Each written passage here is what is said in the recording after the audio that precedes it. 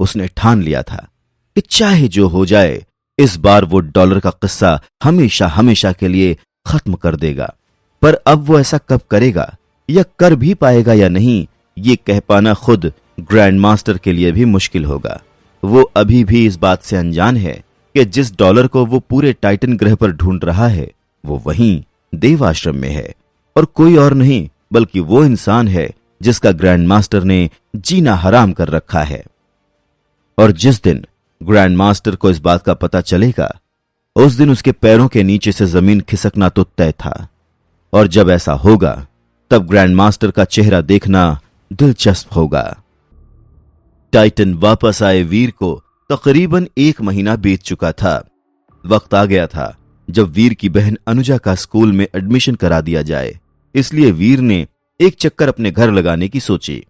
इस तरह से वो अपनी मां और बहन से भी मिल लेगा और कुछ दिनों तक देवाश्रम से दूर भी रहेगा। ग्रैंड मास्टर के आदमी अभी भी उसे यानी डॉलर को ढूंढ रहे थे। ऐसे में कुछ समय तक वीर का देवाश्रम से दूर रहना ही बेहतर है। यही सोचकर वीर ने अपना बैग पैक किया और टेलीपोर्ट स्टेशन की तरफ निकल पड़ा। हालांकि वीर एक बात भूल गया था कि देवाश्रम में उसकी जान का दुश्मन सिर्फ ग्रैंड मास्टर ही नहीं बल्कि अवनी शेरगिल भी है। चलो माना कि अवनी शेरगिल वीर की जान की दुश्मन नहीं है, लेकिन वीर के लिए कम खतरनाक भी नहीं है। इसलिए उसे सिर्फ ग्रैंड मास्टर से ही नहीं बल्कि अवनी से भी सावधान रहना है। लेकिन शायद घर जाने की एक्साइटमेंट में वीर ये बात भूल गया था, और इस बात का एहसास उसे तब हुआ जब टेलीपोर्ट स्टेशन पर एक बार फिर से उसका सामना अवनी शेरगिल से हुआ। वाकई में तुम छुपने में बहुत ज्यादा माहिर हो। तुम्हें देखे हुए तकरीबन 1 महीना हो गया। तुम्हें क्या लगा कि इस तरह से छुपकर मेरी सजा से तुम बच जाओगे? हाँ, इतना आसान नहीं है मुझसे बचना। टेलीपोर्टेशन स्टेशन के गेट पर खड़ी अवनी वीर को सिर से लेकर पांव तक जिस तरह से देख रही थी, उससे वीर कहीं से भी यह अंदाजा नहीं लगा पा रहा था कि अवनी के दिमाग में क्या चल रहा है। अवनी, आखिर तुम चाहती क्या हो? वीर गहरी सांस लेते हुए कहता है। अब जब अवनी टेलीपोर्टेशन स्टेशन की ऑफिसर बन चुकी थी तो वीर जानता था कि चाहे वो कुछ भी कर ले पर अवनी से बचकर नहीं निकल सकता।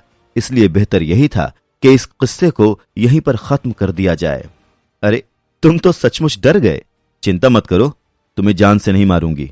ये लो, इसे पकड़ो और मेरे साथ आओ।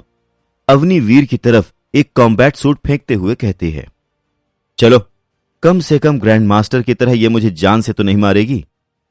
अवनी का दिया हुआ कॉम्बैट सूट देखते हुए वीर ने सोचा और फिर बिना कुछ कहे चुपचाप अवनी के पीछे पीछे स्टेशन के अंदर चला गया। वीर को टेलीपोर्टेशन ट्रेन में ले जाने के बजाय अवनी उसे कॉम्बैट रूम में ले जाती है। कुछ ही मिनटों में वीर कपड़े चेंज करके कॉम्बैट रूम में आ जाता है, जहां अवनी पहले से ही लाल रंग का कॉम्बैट सूट पहने उसका इंतजार कर रही थी। कॉम्बैट सूट सिर्फ कपड़े का एक टुकड़ा नहीं था बल्कि वो एक कवच की तरह ही काम करता है। उसमें इनबिल्ट सेंसर्स होते हैं जो लड़ाई के दौरान सारा डेटा रिकॉर्ड करते हैं, जिसमें हार्ट रेट, सांसें, पंच स्पीड और अटैक का असर सभी कुछ शामिल होता है। इसे पहनने वाले को अपने फिजिकल स्टेटस के बारे में पता चलता है और साथ ही साथ उन्हें फ्यूचर में प्रैक्टिस के मेथड्स का पता लगाने में भी मदद मिलती है। अगर तुम जीते तो मैं वादा करती हूं कि आज के बाद मैं तुम्हारा रास्ता कभी नहीं रोकूंगी। तुम हमेशा के लिए आजाद हो जाओगे। अवनी एटीट्यूड भरी नजरों से वीर को देखते हुए कहती है। वीर ने अवनी से कहा, सीधे सीधे क्यों नहीं तुम मुझे जान से मार डालती हो? सब जानते हैं कि तुम्हारे सेक्रेट जीन पॉइंट्स मैक्सिमम होने ही वाले हैं और तुम्हारे पास बहुत सारे डेविल सोल भी हैं। और मैं तो अभी कुछ समय पहले ही देवाश्रम आया हूं।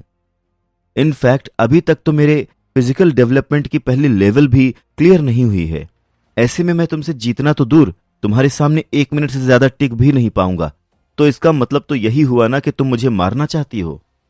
वीर चाहता तो आसानी से डॉलर का रूप लेकर अवनी से यह लड़ाई जीत सकता था, पर ऐसा करने से उसको उसकी डॉलर होने की सच्चाई के बारे में पता चल जाता और यह रिस्क वीर नहीं लेना चाहता था।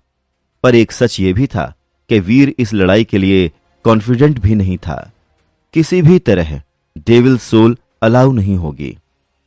और अगर तुम सिर्फ 50 मूवमेंट तक टिक गए तो भी मैं कभी तुम्हारा रास्ता नहीं रोकूंगी।